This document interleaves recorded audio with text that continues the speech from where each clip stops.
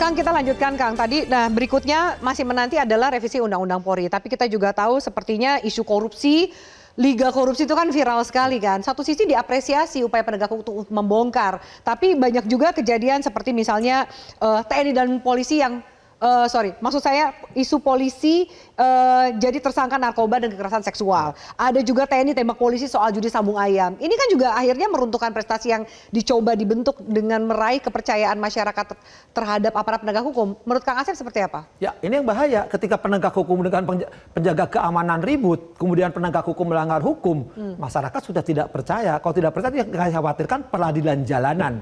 Masyarakat akan melakukan tindakannya sendiri kan. Kita pernah mengalami situasi itu. Kalau itu terjadi, itu kan melebar kemana-mana gitu kan. Tadi menyangkut tadi lapar tadi kan, daya beli menyangkut. Kalau politik mungkin diselesaikan, tapi kebutuhan masyarakat ketika di atas tidak diselesaikan, ya ada orang-orang tertentu, misalkan para kapitalis materialistis yang menguasai sumber daya alam tidak diselesaikan, kemudian penegak hukumnya masih bermain juga di situ, bagian dari situ, jaringan dari situ, artinya penegakan hukum terkooptasi oleh kepentingan politik, pengusaha dan penguasa masih bermain, ya selama itu rakyat akan melihat tidak ada penegakan hukum, tidak nyata. Teorinya wah ye, asalnya wah, ternyata ye jelek, gitu kan, asalnya wah, kayak berita Pertamina, ya kan wah meledak, wah banget kan, timah meledak, ya. Tapi sekarang kan hilang semua.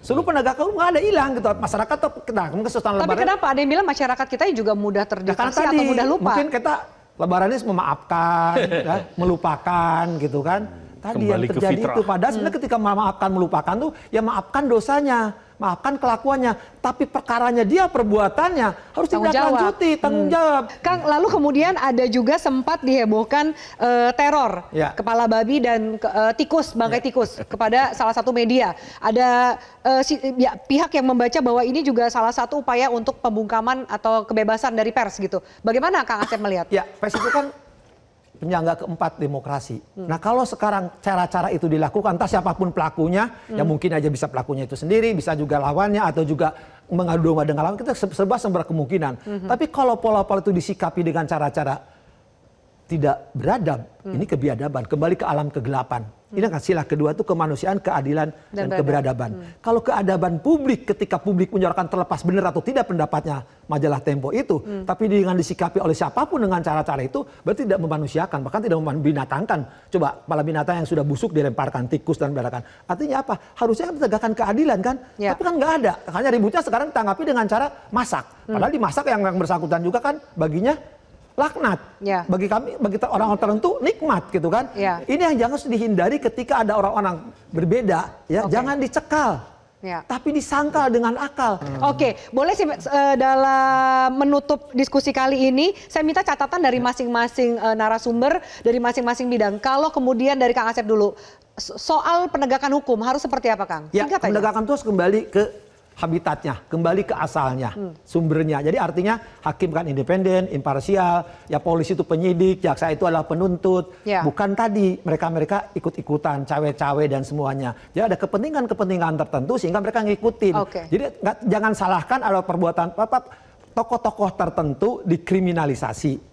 Ya jangan dibener itu ada kriminalkan mereka yang memang kriminal, tapi jangan kriminalkan mereka yang tidak kriminal. Nah sekarang tokoh-tokoh kriminal, tokoh-tokoh di atas, ya proses itu. Adil lah gitu ya. Ya adil untuk semuanya. Keadilan yang beradab, silakan keadilan yang beradab, adil yang bukan keadilan yang biadab. Baik, Kak Ferry.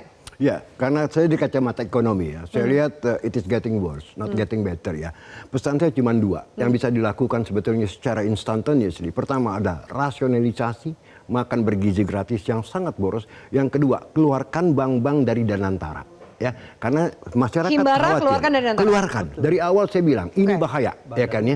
Jadi itu aja dua kalau menurut saya. Kalau itu dilakukan, I believe confidence ada perbaikan. Kak Mas Burhan. Ya, kita sudah banyak mendiagnosis masalah yang kita perlu sampaikan sekarang dan perlu didengar oleh Presiden sebagai pengambil keputusan tertinggi adalah prognosisnya, resepnya. Ya. Dan menurut saya resepnya sudah juga disampaikan oleh banyak kalangan, tetapi yang perlu kita dengar, yang perlu kita inginkan adalah resep itu nyampe ke Presiden. Jadi Presiden jangan sekedar mendengar satu dua pihak saja. Angin surga.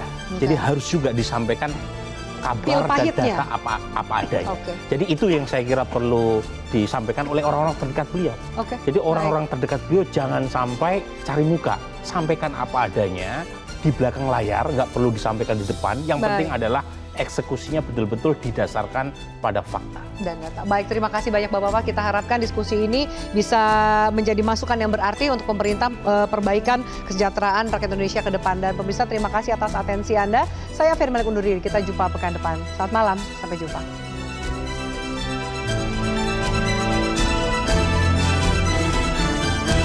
Jelajahi cara baru mendapatkan informasi. Download Metro TV Extend sekarang.